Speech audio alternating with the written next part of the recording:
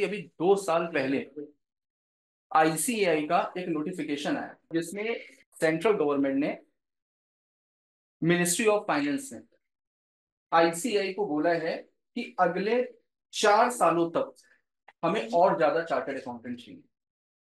अगले 4 सालों तक और ज्यादा चार्टर्ड अकाउंटेंट चाहिए। क्यों चाहिए?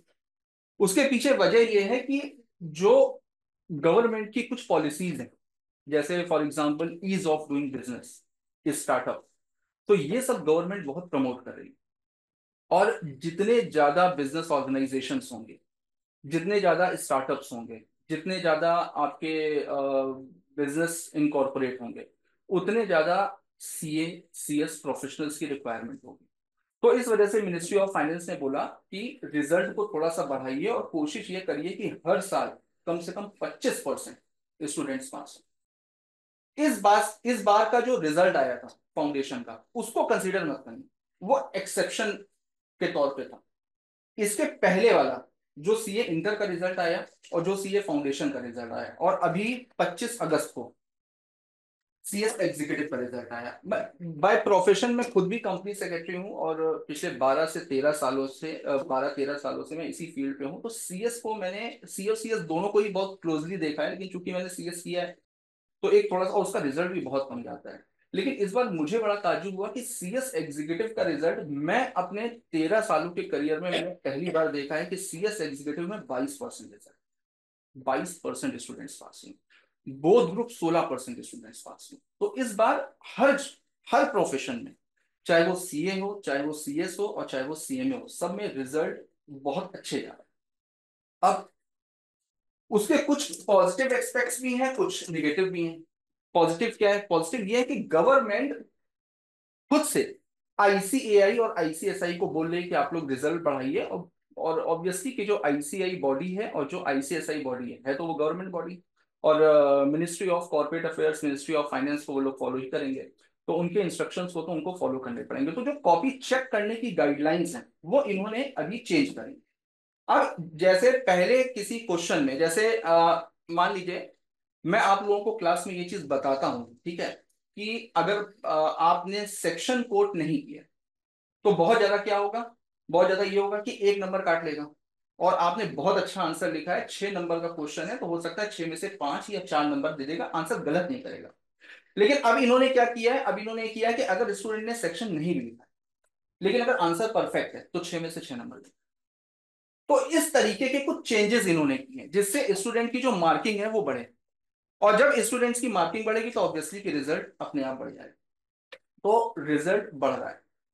अब उसका पॉजिटिव ये है कि आप लोगों के लिए बहुत अच्छा समय है, आप लोगों ने बहुत सही समय पर पैदा हुए और सही समय पर सीएस करने का फैसला लिया। सही बात है, अगर 4 साल लेट पैदा होते हैं, ठीक है, तो लेट हो जाते हैं, ठीक है। तो अब तुम लोगों ने सही समय पे डिसीजन लिया और सही समय पे आए हो, तो अभी 4 साल का जो इनको रिजल्ट अच्छा देना है, तो 4 साल में तुम लोग सीए बन करके निकल भी जाओ। अब एक नेगेटिव एस्पेक्ट समझो कि किसी भी प्रोफेशन में आज की डेट में, आज से 20 साल पहले, अगर कोई भी स्टूडेंट एमबीए करके निकलता था, तो जब उसका एमबीए कंप्लीट होता था उसके पहले उसके हाथ में जॉब होती थी, और बहुत अच्छी जॉब, अच्छे लेवल पे लोग जॉब करते थे। आज की तारीख में आपने किसी भी कॉलेज से एमबीए किया है तो एमबीए करने के 5 साल बाद भी आपके पास में जॉब होगी या नहीं होगी, इस बात की गारंटी नहीं। क्यों नहीं है? 20 साल पहले और आज के समय में क्या फर्क हो गया? फर्क ये पड़ गया कि डिमांड और सप्लाई का खेल चलता है, कि मार्केट में डिमांड कम है और सप्लाई बहुत ज्यादा है, तो कंपटीशन बहुत होने लगा। आज की डेट में अगर आप आईआईएम और सिम्बायोसिस से एमबीए करते हो तो ठीक है। अदरवाइज किसी उल्टी सीधी यूनिवर्सिटी से, किसी उल्टे सीधे कॉलेज से अगर एमबीए कर लेते हो तो फंस जाओ, वहां पर जॉब नहीं मिलेगी।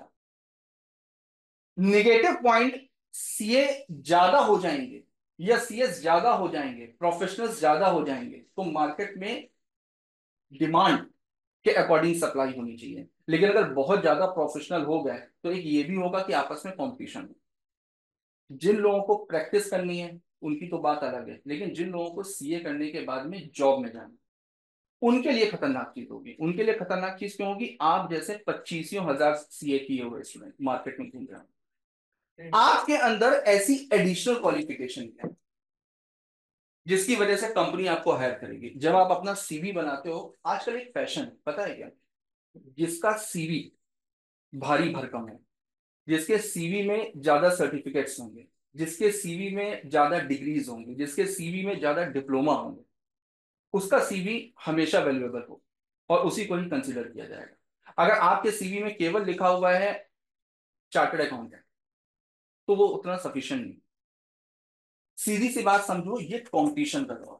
जब सीए बनकर के निकलोगे ना, तो मार्केट में बहुत सारा कंपटीशन आपको फेस करना पड़ेगा। आपके अंदर एक्स्ट्रा ऐसी क्या चीज है, अगर मान लीजिए कि मैं एंटरप्रेन्योर, मेरा बिजनेस है और मुझे अपने यहाँ 5 लोगों को हायर करना है और पांचों चार्टर्ड अकाउंटेंट चाहिए। मेरे यहाँ 200 लोग इंटरव्यू देने के लिए आ रहे हैं, उन 200 लोगों में से मेरे को 5 को इलेक्ट करना है।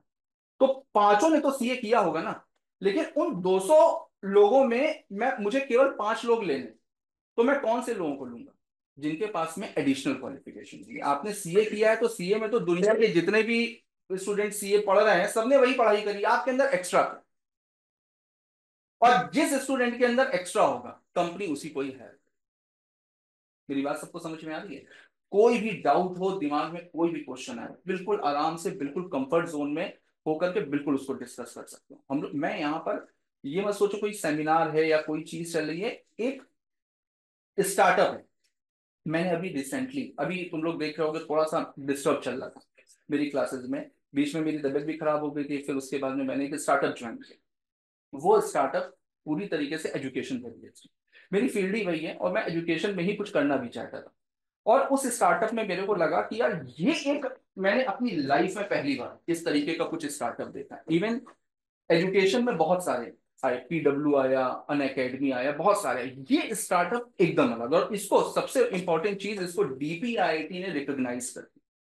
डीपीआईआईटी एक गवर्नमेंट बॉडी है। अगर आपका बिजनेस स्टार्टअप है या नहीं, हम लोग तो, एक आदमी अगर कोई ग्रोसरी स्टोर खोल रहा है, तो वो भी अपने मुंह से बोल देता है कि हाँ मेरा स्टार्टअप है, लेकिन वो स्टार्टअप नहीं है। स्टार्टअप का मतलब होता है कि अगर आपके बिजनेस को डीपीआईआईटी ने रिकॉग्नाइज किया, तभी उसको स्टार्टअप बोला जाएगा, अदरवाइज स्टार्टअप नहीं बोला जाएगा। तो इसको डीपीआईआईटी ने रिकॉग्नाइज किया एज अ स्टार्टअप। ये बिल्कुल स्टार्टअप होता क्या है, स्टार्टअप के बारे में पता है किसी को, क्या होता है स्टार्टअप?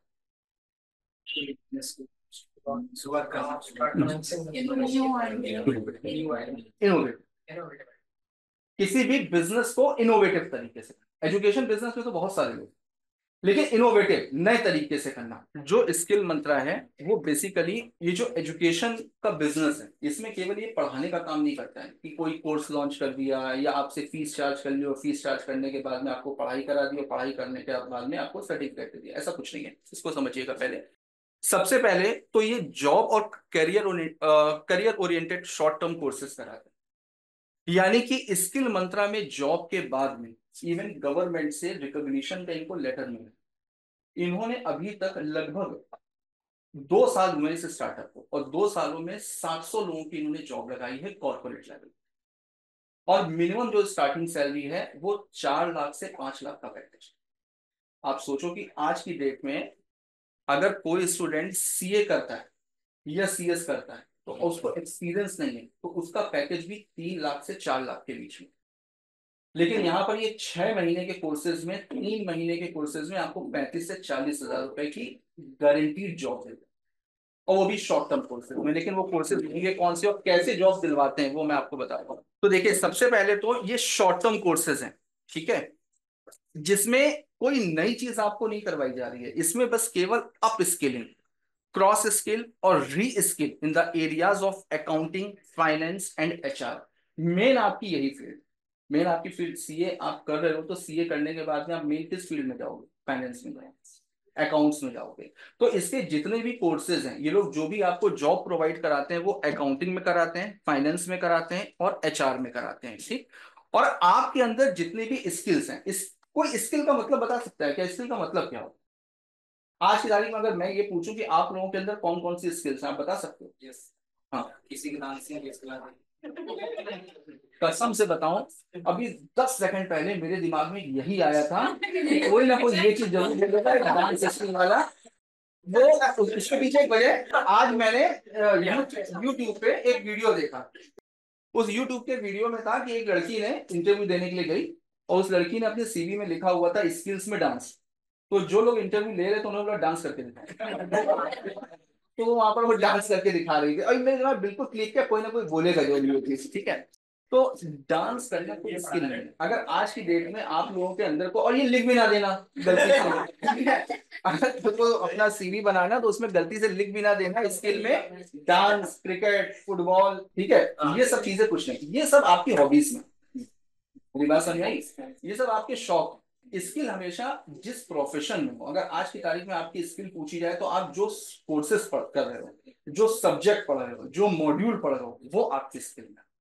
आज की डेट में आपकी स्किल क्या है? आपकी स्किल है फाइनेंस से रिलेटेड, लॉ से रिलेटेड, अकाउंट से रिलेटेड, टैक्स से रिलेटेड, ये सारी स्किल है। तो यहां पर स्किल्स को अप स्किल किया जाता है, जितना आपने पढ़ा है उतना एडवांस लेवल पे। देखो आज की तारीख में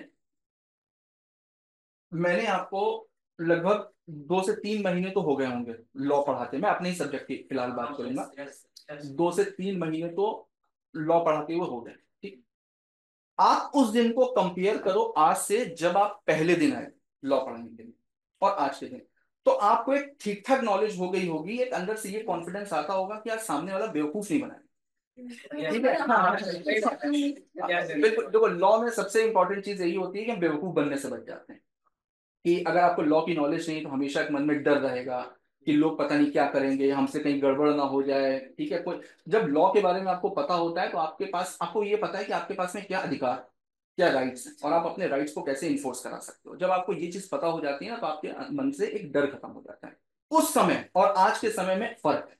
उसी तरीके से जब सीए बन जाओगे तो एक अलग लेवल का कॉन्फिडेंस हो कि मुझे लॉ के बारे में सब कुछ पता है, कॉन्ट्रैक्ट के बारे में सब कुछ पता है, कॉर्पोरेट लॉ के बारे में सब कुछ पता है। उस समय अगर आपसे कोई भी एडवाइस देता है, कोई भी सजेशन देता है आपसे, तो आप के अंदर बिल्कुल कॉन्फिडेंस होगा कि मैंने इतना कंपनी लॉ पढ़ा हुआ है, इतना बिजनेस लॉ पढ़ा हुआ है, मैं हर एक चीज के बारे में सजेशन दे सकता हूँ, हर एक चीज के बारे में एडवाइस दे सकता हूँ। थ्योरेटिकल नॉलेज और प्रैक्टिकल नॉलेज में जमीन आसमान का। एक बहुत छोटी सी चीज बताता हूँ। मैं इस कंपनी में मैंने as a legal adviser join किया। मैं यहाँ पर पढ़ाता नहीं, इनके कोर्सेज को प्रमोट करता हूँ, लेकिन मेरा जो मेन काम है वो इनका लीगल फ्रेमवर्क संभालना, इनको लीगली गाइड करना। कल मैं 13 सालों से लॉ की फील्ड में हूँ। कल इनकी कंपनी में एक ऐसा केस आया सीएसआर को लेकर के, कॉर्पोरेट सोशल रिस्पॉन्सिबिलिटी को लेकर के। कॉर्पोरेट सोशल रिस्पॉन्सिबिलिटी में मैं मास्टर हूँ, मतलब मुझे हर तरीके से पता है कि कॉर्पोरेट सोशल रिस्पॉन्सिबिलिटी के कितने तरीके से बेनिफिट्स हम उठा सकते हैं और किस तरीके से।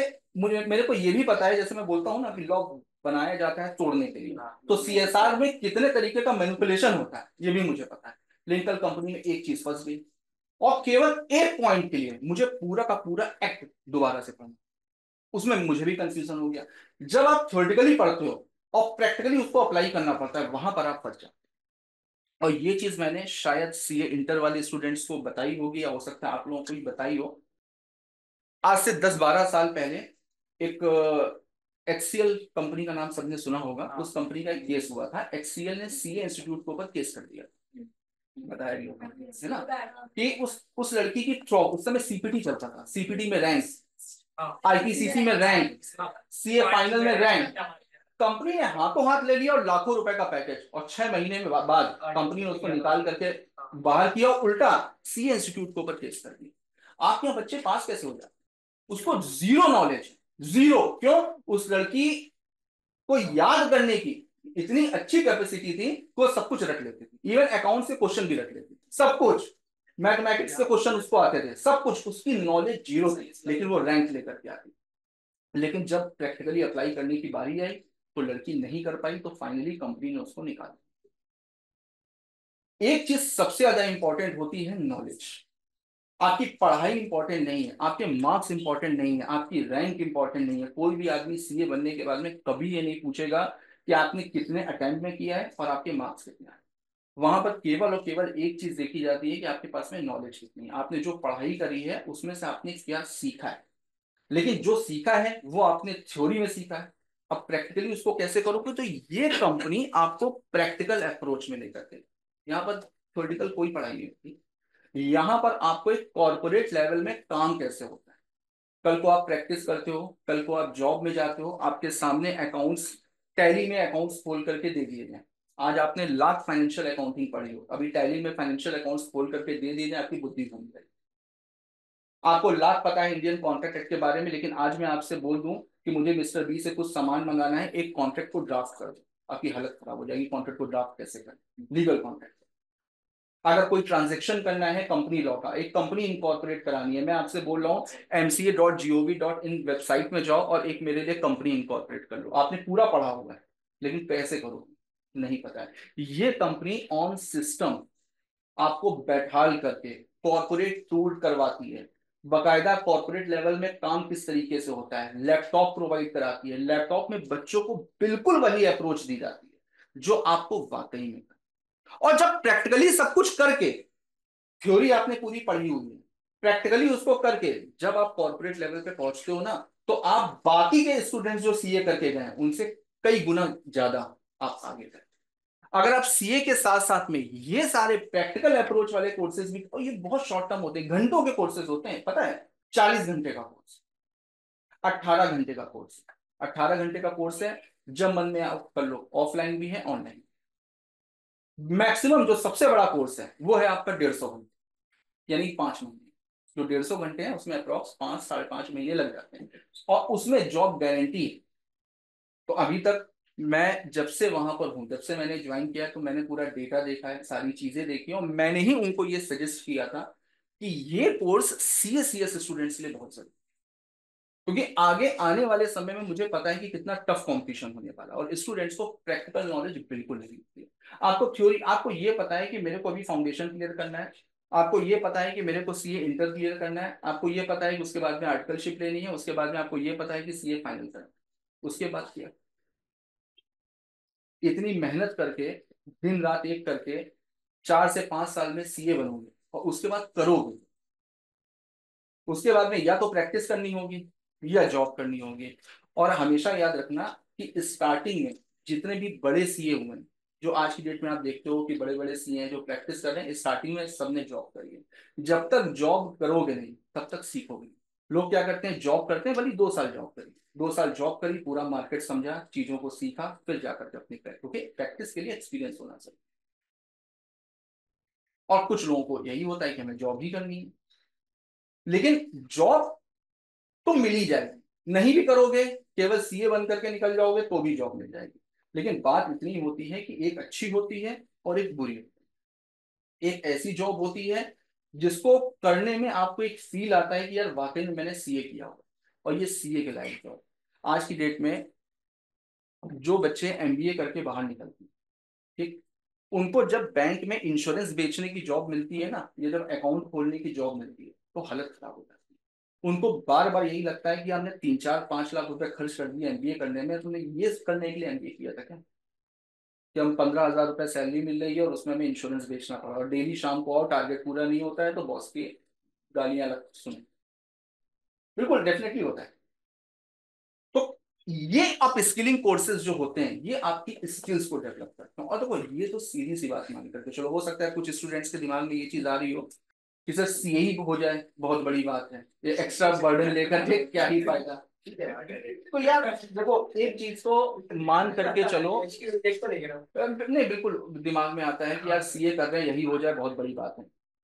सीए, सीएस और यूपीएससी, ये 3 प्रोफेशन ऐसे हैं, या 3 कोर्सेज ऐसे हैं, या 3 पढ़ाइयाँ ऐसी हैं जो बड़ी रिस्की। रिस्की कैसे हैं, स्टूडेंट ने 2 साल 3 साल अपने लगा दिए, बाई चांस नहीं निकला उसमें। यहाँ पर इस क्लास में जितने भी स्टूडेंट्स बैठे हैं, आज से 5 साल बाद इसमें से केवल 25% स्टूडेंट्स होंगे जो सीए बन पाएंगे, ये फैक्ट और सच्चाई भी है। मैं बिल्कुल नहीं कह सकता कि यहाँ पर जितने लोग बैठे हैं सब सीए बन जाएंगे, और सीए का मार्केट बर्बाद हो जाएगा। ठीक है, अगर सारे के सारे सीए बना है तो बिल्कुल सीए का मार्केट बर्बाद हो जाएगा।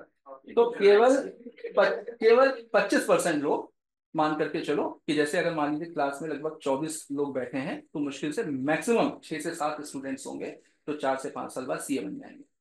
अब मान लो 2 3 साल आपने बर्बाद कर दिया, और 2 3 साल बाद आपको समझ में आए, गुरु हम सीए के लिए नहीं बने या सीए मेरे लिए नहीं बने। ठीक है, गलत डिसीजन हो गया, या तो हम सीए के लिए नहीं बने या सीए मेरे लिए नहीं बने, तब क्या करोगे। 3 साल में आपने पैसा भी लगा दिया और समय भी बर्बाद हुआ। अब 3 साल बाद आपके पास में केवल एक ही ऑप्शन होगा कि ग्रेजुएशन करो, ग्रेजुएशन के बाद में कुछ और ट्राई करते हैं। लेकिन ये चीज मेरी माननी बहुत जरूरी है, सीए इंटर के ये स्टूडेंट्स बैठे हुए हैं और मैंने इनको पूरे सीए इंटर में इस चीज को जरूर बताया है। आईसीआई का रिजल्ट भले ही जैसा, लेकिन आईसीआई के जो सब्जेक्ट्स है ना वो बहुत अच्छे। आईसीआई जो आपको नॉलेज देता है, जो आपको पढ़ाई कराता है, जो आपकी सब्जेक्ट नॉलेज कराता है, वो सब्जेक्ट नॉलेज पूरी दुनिया में और कोई कोर्स नहीं कराता। और वो सारे के सारे सब्जेक्ट आपकी लाइफ के लिए बहुत जरूरी है। अगर उन सब्जेक्ट आप सीए नहीं भी बन पाए तो भी कोई बात नहीं, लेकिन जो आपने पढ़ाई करी है ना, वो पढ़ाई आपकी कभी भी बर्बाद नहीं जाएगी। क्योंकि वो जो नॉलेज होती है ना, जो आपको सीए पढ़ने के बाद में मिलती है, वो नॉलेज दुनिया के केवल मात्र 5 से 10% लोग होते हैं जिनके पास में होती है। अकाउंट्स, फाइनेंस, इन सब की नॉलेज, हर एक टैक्स, लॉ, इन सब की नॉलेज हर एक को नहीं होती, केवल 5 से 10% लोग होते हैं। तो आपके पास में नॉलेज तो है, लेकिन मान लीजिए किसी स्टूडेंट की प्रेजेंटेशन नहीं अच्छी है, या मेमोरी वीक है, भूल जाता है, सारी चीजें हैं जिसकी वजह से आप किस्मत साथ नहीं दे रही, जिसकी वजह से सीए नहीं निकल पा रहा है, उसके बाद आप करोगे, आपने पढ़ाई पूरी करी हुई है, आपको नॉलेज सब कुछ है, लेकिन जॉब नहीं मिलेगी। क्यों? क्योंकि आप सीए नहीं कर पाए। उस केस में अगर आपके पास में ये है, ये लोग डिग्री भी प्रोवाइड करते हैं, पता है? ये यूनिवर्सिटी की डिग्री भी प्रोवाइड करते हैं, सीवी रमन यूनिवर्सिटी। और वो आपके ऊपर है कि अगर आप डिग्री लेना चाहते हो कि नहीं चाहते हो, लेकिन कुछ कोर्सेस हर एक में नहीं। उसके बाद में अगर ये सर्टिफिकेट्स आपके पास में है, तो ये सर्टिफिकेट से ये तो प्रूव हो जाता है कि आपने ये सारी पढ़ाई करी हुई। जब आपने ये सारी पढ़ाई, वैसे भी कंपनी गारंटी ले रही है जॉब की, लेकिन अगर कंपनी गारंटी भी ले रही है जॉब की, उसके बावजूद आप खुद से भी अगर जॉब देखना चाहते हो, तो आपके पास में सर्टिफिकेट्स हैं जो ये प्रूफ करते हैं कि आपको इन सारे सब्जेक्ट्स की नॉलेज। तो सीए बनोगे तो भी एडवांटेज है, और नहीं भी बनता है तो भी है। देखिए, इसमें विजन लिखा हुआ है। बेसिकली जो पीएम का विजन है, स्किल इंडिया। स्किल इंडिया, ये जो प्राइम मिनिस्टर नरेंद्र मोदी ने जो स्किल इंडिया अभी निकाला था, स्किल इंडिया से भी इनको रिकॉग्निशन मिली हुई है। अभी आगे मैं दिखाता हूँ। Make in India, startup India by making skill based quality education accessible to students, working professionals from any level including Tier 2 and Tier 3 cities across India। इनका जो स्किल इंडिया वाला विजन है, ये पूरे देश के लिए है, इवन जो छोटे छोटे शहर होते हैं ना, उनके लिए भी है। अब इनके जो कोर्सेज हैं उसके बारे में देखो। एक इनका जो कोर्स है, taxation and legal compliances course, ये आपको प्रैक्टिकली जो लीगल कंप्लायंसेस होते हैं उसके बारे में ब्रीफ करता है। प्रैक्टिकली जो टैक्सेशन होता है उसके बारे में बताता है। इसमें देखो 5 चीजें ये आपको करवाते हैं। इसके जो मॉड्यूल हैं वो कौन कौन से हैं? Advance company law, goods and services tax यानी कि GST, TDS tax deduction at source, basic to advance Excel. आज की डेट में एक्सेल बहुत जरूरी है, एक्सेल आना बहुत जरूरी है, बेसिक रिक्वायरमेंट होती है इस प्रोफेशन में। और साथ में टैली, ये टैली आता है। 5 कोर्सेज हैं, 5 कोर्सेज की जो इनके आवर्स हैं वो 70 आवर्स, 70 घंटे में ये 5 चीजें आपको एडवांस लेवल पर पढ़ाई में। और ये सारी की सारी चीजें ये जॉब हो रही है। इसकी फीस कितनी है? इसकी फीस वैसे 8,500 रुपए है, लेकिन आप लोगों के लिए पड़ेगी 7,000, और वो भी इंस्टॉलमेंट एप्लीकेबल है, इंस्टॉलमेंट में भी उसको पे कर सकते हो। और ये जितने भी कोर्सेज हैं, इन सारे कोर्सेज में आपको सर्टिफिकेट्स मिलेंगे। दूसरा है इनका जीटीए, गेटवे टू अकाउंटिंग। इसमें कौन कौन से सब्जेक्ट्स हैं? Corporate accounting, basic to advance Excel, Tally, business communication और बिजनेस लॉ। एक चीज, जब तुम फाउंडेशन में आते हो, तो फाउंडेशन के बाद जब पेपर तुम्हारे खत्म हो जाते हैं, उसके बाद में तुम सीए इंटर में एडमिशन लेते हो 2 महीने के बाद। 2 महीने तुम्हारा वेटिंग पीरियड होता है। अब तुम वहां पर जो चीजें पढ़ोगे, सीए की कोचिंग करके, सीए इंटर की कोचिंग करके, वो सारी चीजें तुम्हें प्रैक्टिकली यहाँ पर पहले ही बता दी।